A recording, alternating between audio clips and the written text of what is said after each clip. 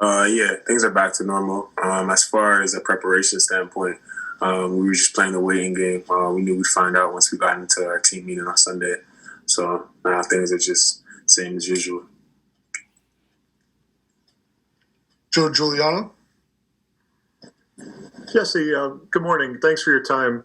Could you describe the second half performance by the defense as a whole and the linebacking core especially? I mean, you held them really down the entire second half until that last drive, which didn't go anywhere. But how do you describe the way you guys played on Saturday in that second half? I'd say the biggest word that fits is resiliency. As far as from the season, we didn't start off the way we wanted, but we stayed the course, we stayed together, we stayed hungry, especially on that last drive. We came out and we knew what we wanted to do from a defensive standpoint as far as our goals, and we achieved that. We felt, especially holding the team to 62 yards rushing the whole game. That's a big accomplishment, but that's what we expect. That's the standard. So we were really content with that. New bias, Wilborn. In that second half, particularly on their first drive, what was so different from the second quarter when it seemed like the quarterback was kind of really rolling there? And how do you kind of play that going forward? We just, for a little bit, we kind of felt like we lost our mojo. They caught some good deep balls. We needed our guys to dogfight. But once we got back out there, we just had to, grit our teeth, put our foot down, and get back to playing when we could play. They had a talented quarterback. He made some really good throws. But, we just had to get back to playing our style of football and being consistent all across the board. Rich Scarcella. Hi, Jesse. Thanks for your time. I apologize if you were asked this already, but how would you describe this week, these circumstances, and where are you drawing your motivation and your inspiration from? Is it just another week to be 1-0, or is there more to it? I think there's more to it, especially with our seniors having their senior day this past Saturday. They were honored. They had the opportunity to, really come out that tunnel for what was possibly they thought their last opportunity in Beaver Stadium. We have another opportunity to, in fact, return and play at home.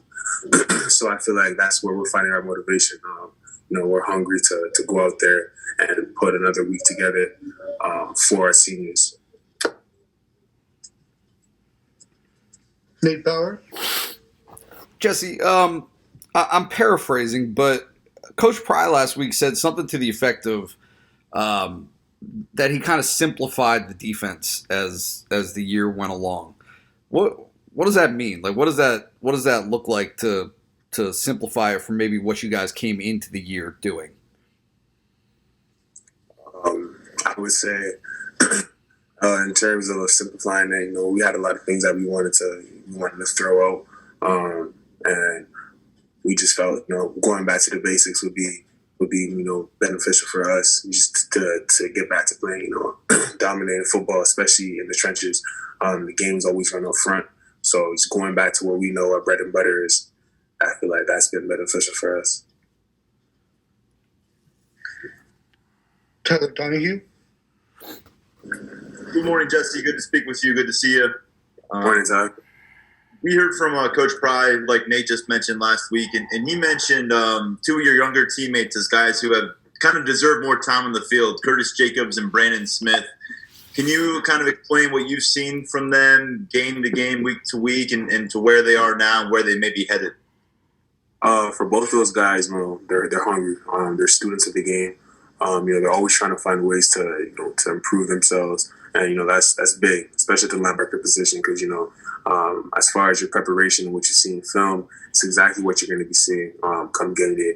So seeing how Brandon's been able to progress week to week, it's been big for him, for not only his progression individually, but for us collectively as a defense.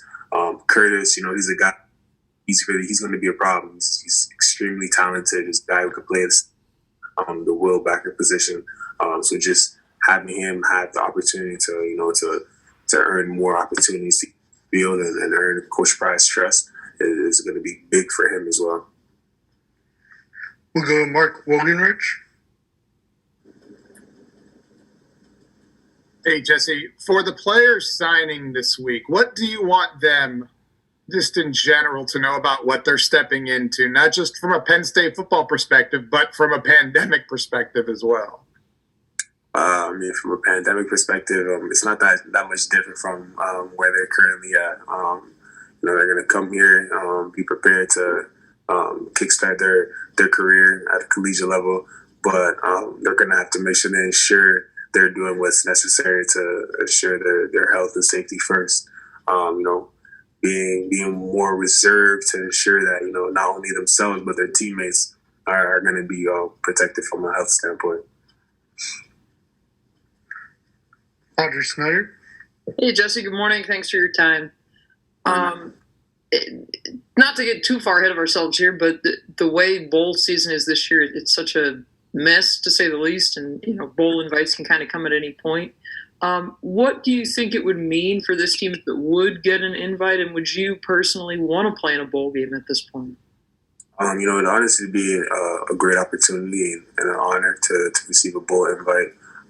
Where we're at as a team right now, we're just focused on going out strong for our seniors this week and dominating this week. It's going to be a great opportunity if it does come, and it'll be an opportunity that I'm going to make sure I maximize if given.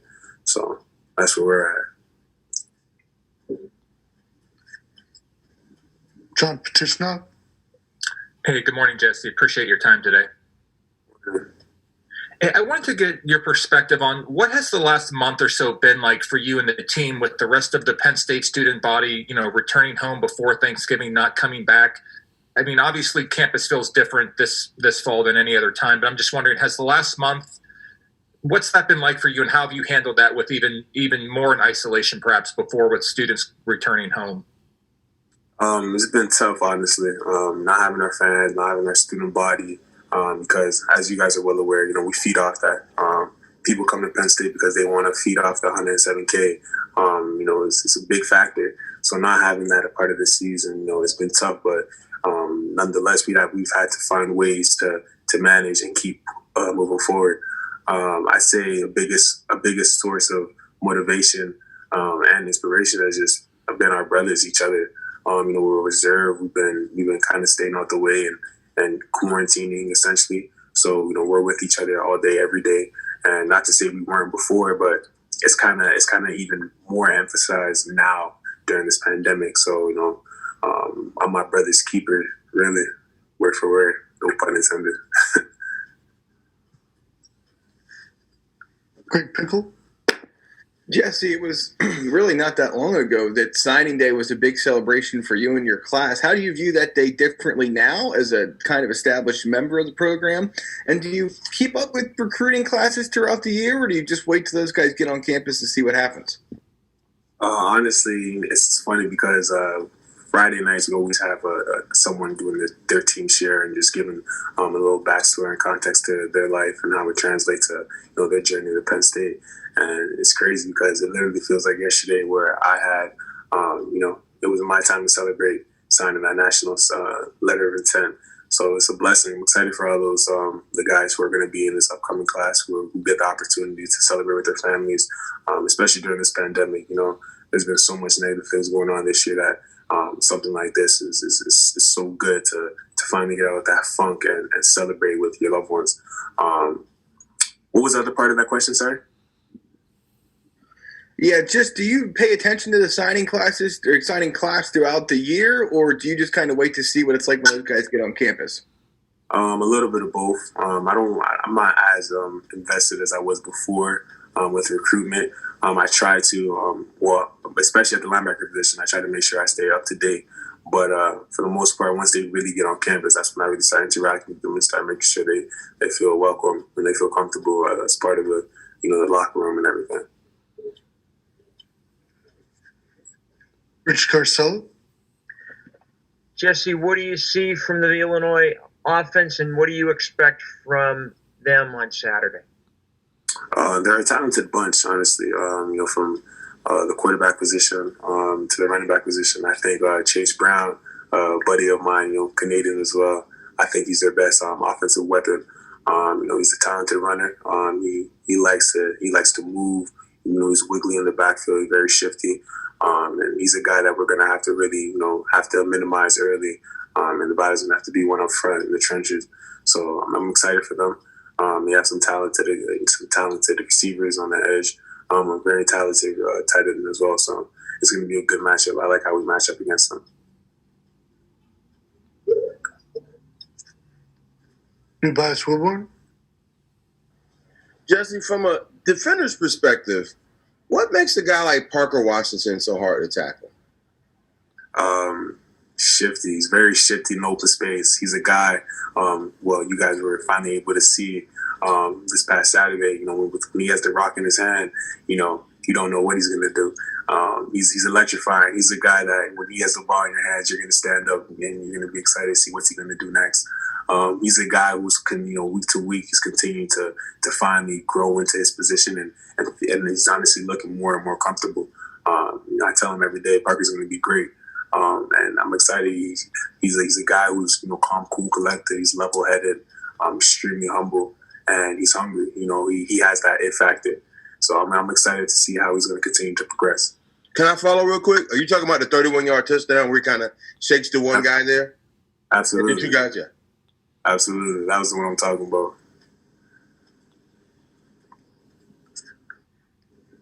Tyler Donahue. Jesse, I know you want to play as much football as you can the rest of the year, but have you thought about or do you know what it's going to take to get back home to mom, to the family, crossing that border? Because you told us, you and Jonathan had a pretty wild story getting to campus. What's the process look like for leaving campus and leaving the country, or do you plan on sticking around for winter break? Where are you on that?